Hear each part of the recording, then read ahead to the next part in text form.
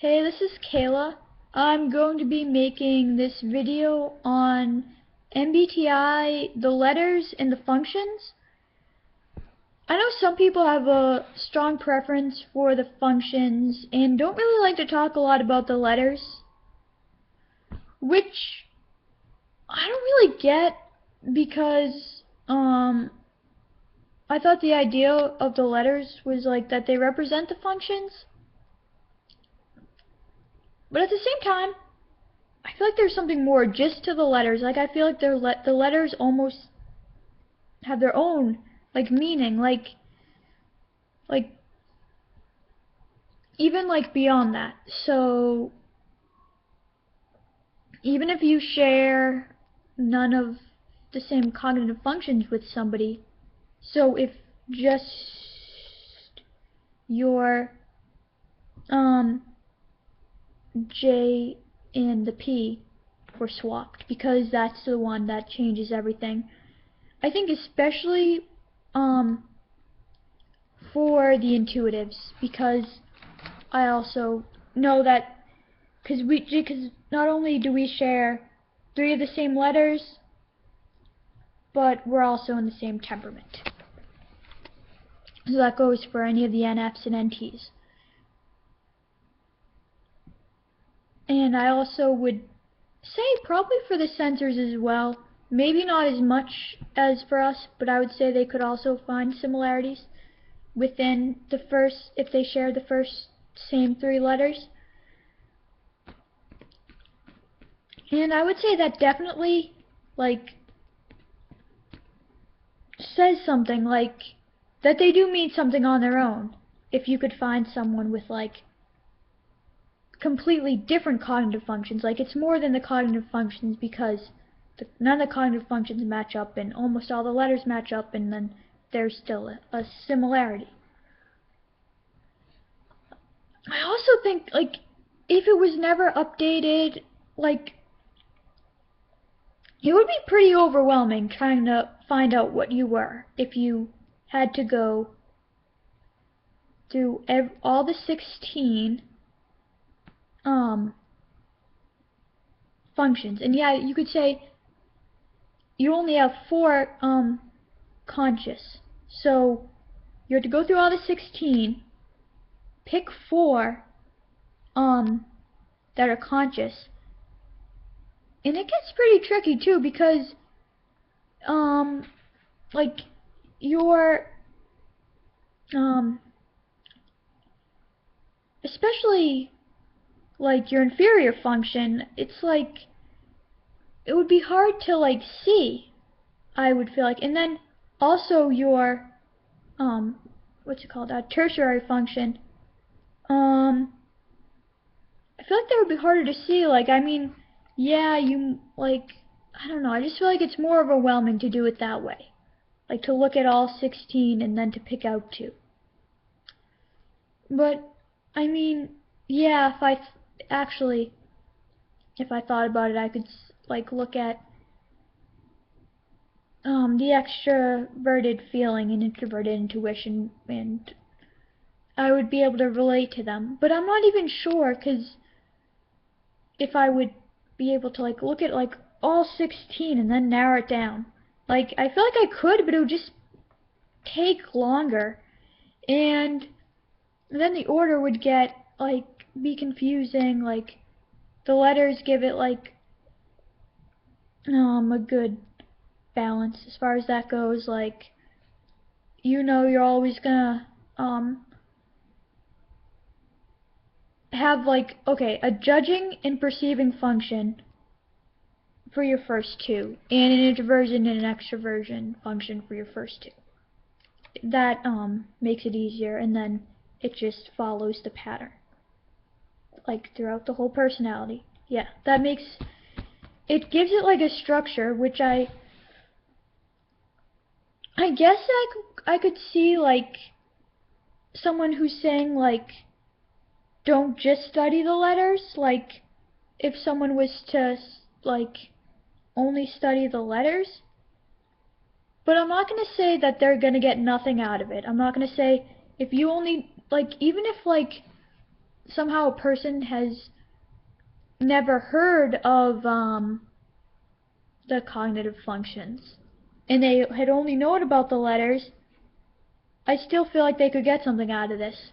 I mean, obviously, like, certain stereotypes, I guess, got thrown in that weren't completely accurate, but if you had studied the letters, like, like, really known the meaning of them, like, as far as that goes, I feel like you could still, get the concept of it. And I don't know, I guess, I feel like everything just builds off of each other. The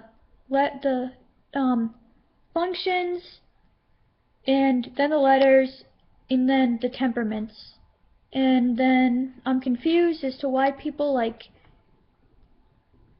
some people are like, I'm getting out of it that they're saying that the letters, when they came around, they, like, destroyed the functions and, like, made it more confusing. But I thought it was just to build off of it. And then the temperaments, like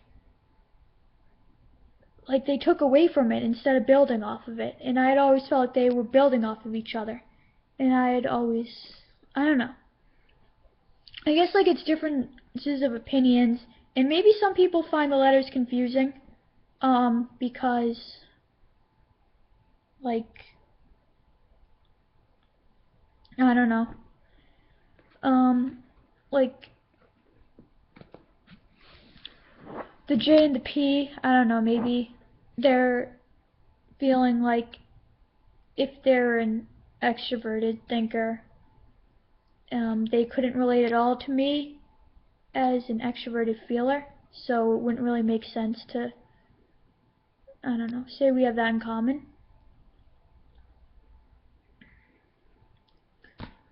Or, like, just that sort of thing, like, I don't know, it's just, I don't get why, like, some people just oppose the letters so much, and why they, like, are saying so much, like, that they prefer the just talking about the functions so much over the letters. Like, I get it when people say you shouldn't just study the letters, you should also be studying the functions as well. But I get when people are like, the letters confuse the functions. That sort of yeah, that confuses me a little bit. But as far as the letters, so I think it's it's good to learn both. If you're looking at just the cognitive functions, then I think that might get a little overwhelming, especially seeing as in the book, Please Understand Me, I had taken that test, which I thought was good, and I'm not really sure where you could. I know there are some cognitive functions tests online. I had actually taken them before, and this is what I got. When I take them, I get you are either an ENFJ, INFJ, or ENTP. Like they like those are like I get answers like that. Like three, it gives me like three answers. And one time I got ENFJ, INFJ, or ESFJ. So it gives me like, it doesn't even narrow it down to like one answer. It's really confusing. But I had heard that online tests aren't like really accurate. But I don't know. I just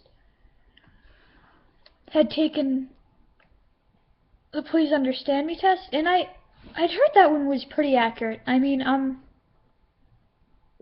not really sure. I had related to it. A few people in my family took it, and I think they related to theirs as well. So I'm going to say that that's pretty accurate.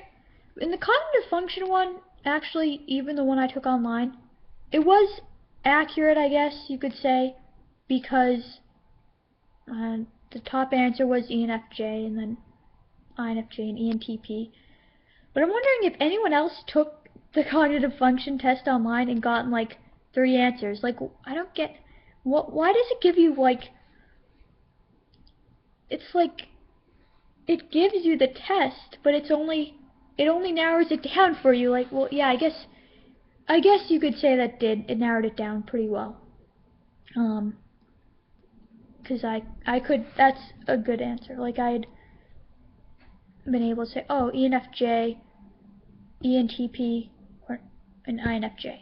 That's a pretty, like, good thing. And actually, you could, as I'm saying this, I'm realizing, I could say, well, I got 2 extroverts and 2 NFJs, so I must be an ENFJ. But still, I mean, and ENFJ was the top answer, so. So it said you were most likely an ENFJ, and then alternatively it gave INFJ or ENTP. I'm going to say that they could both stand on their own. I think they're better together. That's what I'm saying. And also the temperaments, I think, narrow it down a lot more as far as that goes. I definitely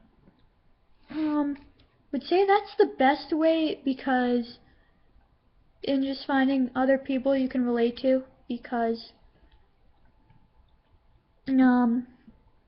as far, like, it's just like if you were just to look at your type as an ENFJ, there's not a lot of ENFJs out there. So if I could also say there's 3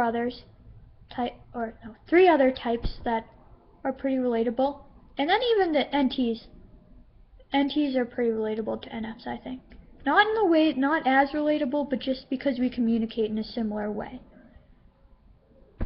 So, alright, that's it. Thanks for watching. You can just say anything, like if you agree or disagree. I know a lot of people have a strong preference for the functions, which is fine. I just want to know, I guess, like, I said this before, sorry for repeating myself, but like, why do you have such like a strong preference for just the functions? Like, just the functions on their own. That's what I guess I want to know.